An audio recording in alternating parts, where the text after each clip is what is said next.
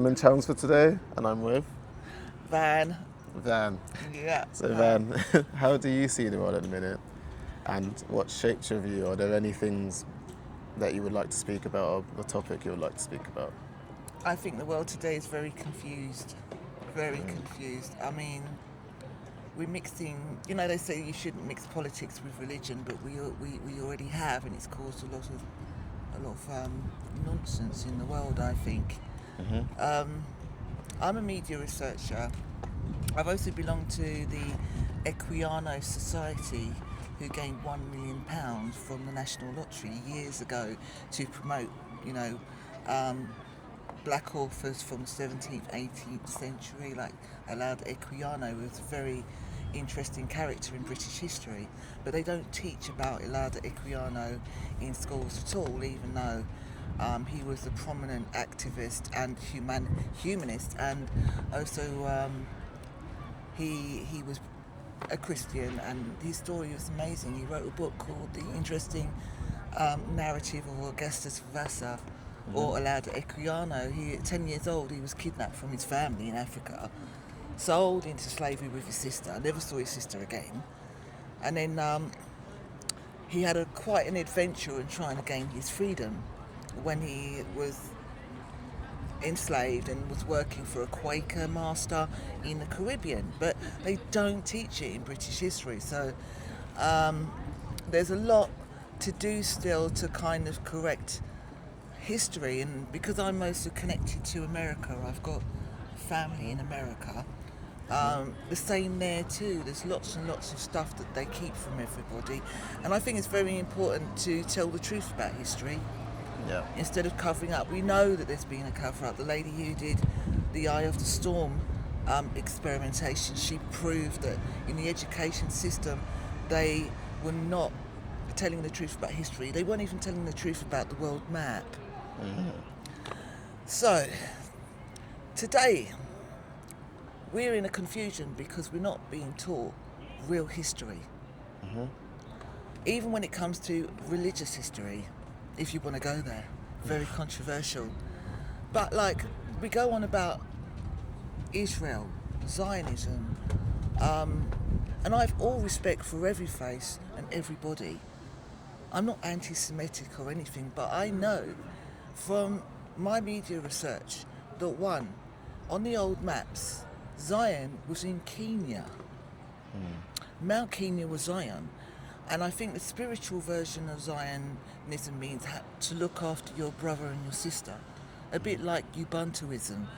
There's a story connected to Ubuntuism. This is a new word. It's not a communications corporation, because there is a business out there called Ubuntu. But it comes from South Africa, the word Ubuntu. And I learned about it from watching Michael Tillinger, and he was talking about Credo Mutwa, and it goes that, people were presented with a table of food, and they said the first one who goes to get to the food gets all of it. But the people looked, amongst themselves and said, we hold hands, and we run there together. So they all run there together, all at the same time, so they all could feast from the table. This is the principle of Ubuntuism. Right. But it seems like human beings can't do this kind of thing. There always has to be some conflict, and I think the conflicts are because people don't pay attention to what's in their religious books, whether it's the Talmud, whether it's the Codex Vaticanus, whether it's the Quran, because when you're a media researcher like I am, I'm searching for the truth. Yeah. And other people I have met have told me the truth, whether they're from the Muslim community or whether they're from deeper researchers into scriptures, and they're professional online debaters. I call them professional because they know their stuff. So I came across this. Somebody told me that, like, this thing with Israel and Zionism and all that. I thought, okay, well, what's it say about it in the biblical texts, And it's like, in the Quran it actually says in the Surah of Muhammad, ayah 21, that you cannot touch the Israelites. Allah gave those holy lands, and you're not supposed to do anything against them. But then you got, boom, who are the real Israelites? And then we see the Lemba tribe, where they've done DNA tests checking against old remains and ancient remains of rabbis, and they stated, oh yeah, definitely the Lemba tribe are one of the lost tribes. And then you've got the Igbos of Nigeria. They're saying that they also are a lost tribe. Then you've got Simka Jakovici, who's like an archaeologist called the Naked Archaeologist. He went to Mallorca, Spain, and he said actually there's a tribe in Europe called the Gad tribe, and they were living in Mallorca, Spain. And then you think, oh, any more tribes in Europe? Dan tribe.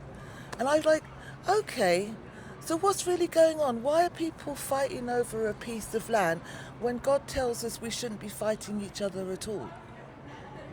You know? And I think it's because of our transgressions into deciphering biblical texts and messages or whatever incorrectly that gets us into this mess. So, yeah, so Zion is in Kenya, which is very, very difficult for people who say they're Christian Zionists.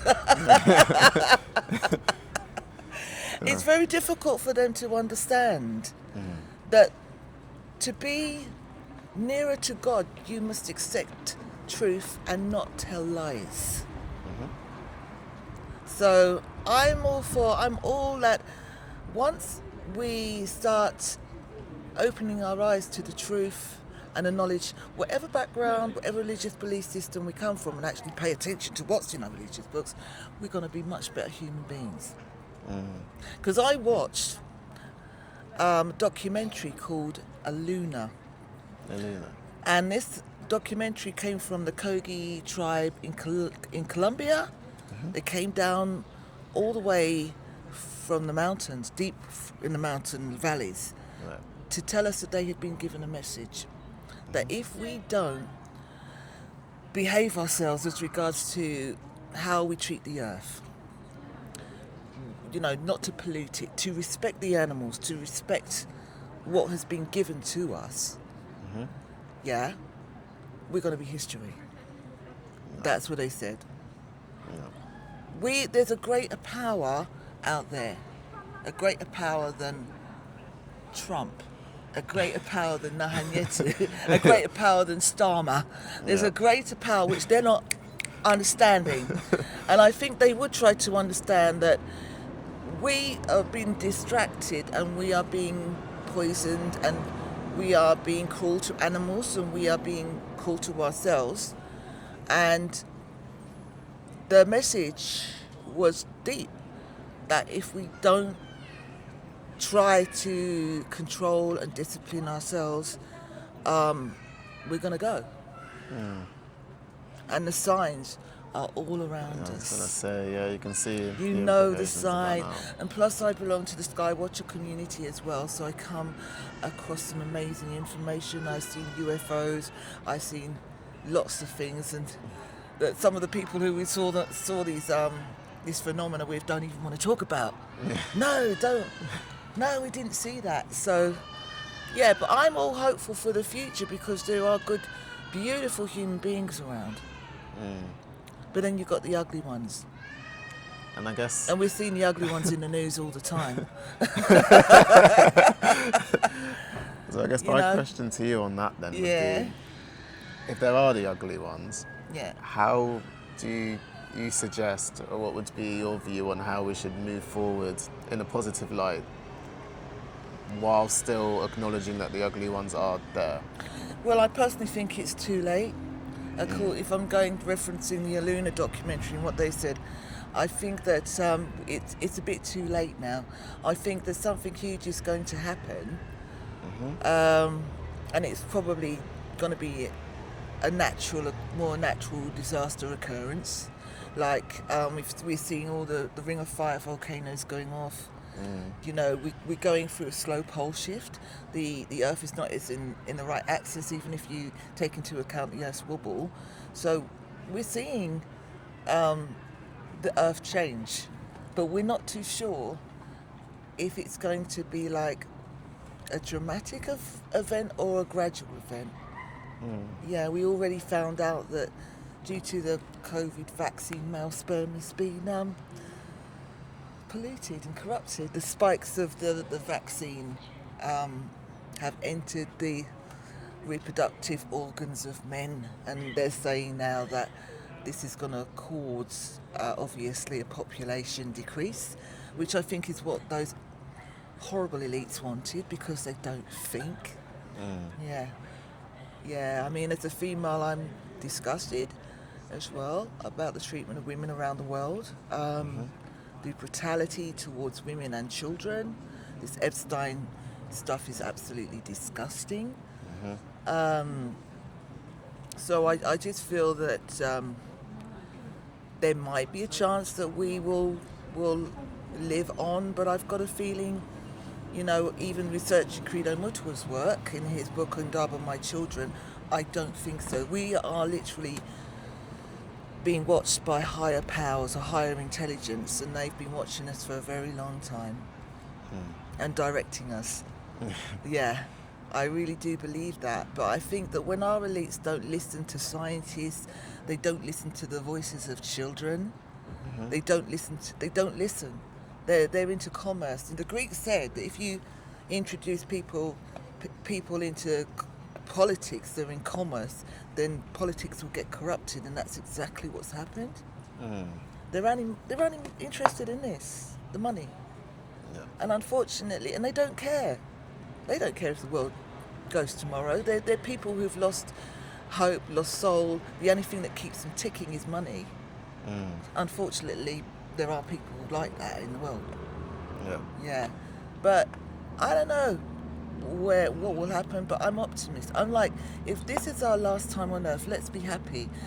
Let's love each other. Let's have a good time. Yeah. I think that's a good message. One love, have a good time.